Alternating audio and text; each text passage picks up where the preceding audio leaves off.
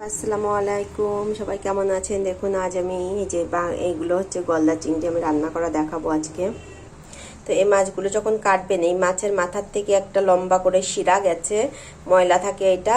আর এটাকে জাস্ট আপনারা টান দেবেন, এখান থেকে টান দেবেন, টান দিলে ময়লাটা তুলে যাবে। অবশ্যই পরিষ্কার করে ধুয়ে নেবেন চিংড়ি মাছটা, আর কাটার সময় পরিষ্কার করে কেটে নেবেন। তো তেল গরম হয়ে গেছে আমার, কিছু গোটা গরম মশলা আমি দিয়ে দিলাম। এবার আমি এখানে বড় বড় দুইটা পেঁয়াজ কুচি করে নিয়েছি, আমি দিয়ে দিলাম। তো পেঁয়াজটা ভাজা হতে থাক, আমি দেখিয়ে দিচ্ছি আমার কি কি মশলা লাগছে। তো এখানে কিন্তু হাফ কেজি চিংড়ি মাছ নিয়ে নিয়েছি, দেখতে পাচ্ছেন।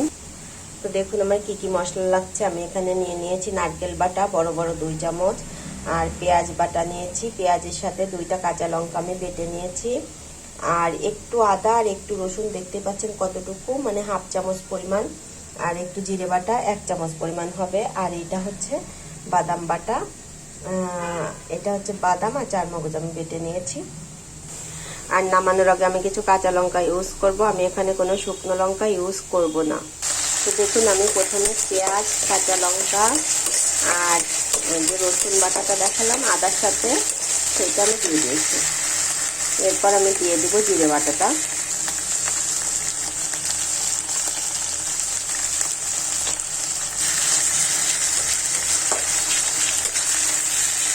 নাড়াচাড়া করে নিব, অল্প করে হলুদও দিয়ে দিলাম। এবার দিয়ে দেব নুন।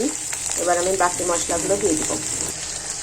দেখুন আমি এই যে চারমগজ আর পোস্ত আমি এই বাটাটা দিয়ে দিয়েছি, আর এই যে নারকেলটা বাটাটা দিয়ে আমি খুব বেশি ভাজবো না।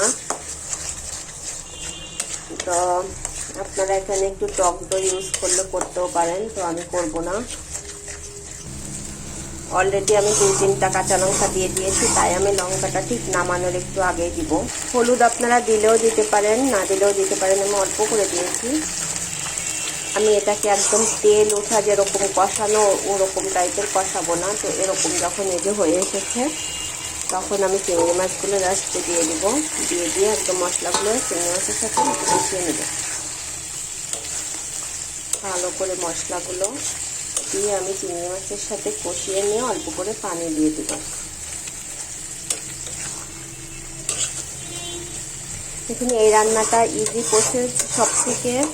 অনেকে ফ্রেশ ক্রিম ইউজ করে, ফ্রেশ ক্রিমের থেকেও এভাবে রান্না করে খেতে বেশি টেস্টি লাগে। আর সব থেকে ইজি প্রসেস যেটা, সেটা হচ্ছে নারিকেলের দুধ দিয়ে রান্না করলে এটা বেশি টেস্টি লাগে।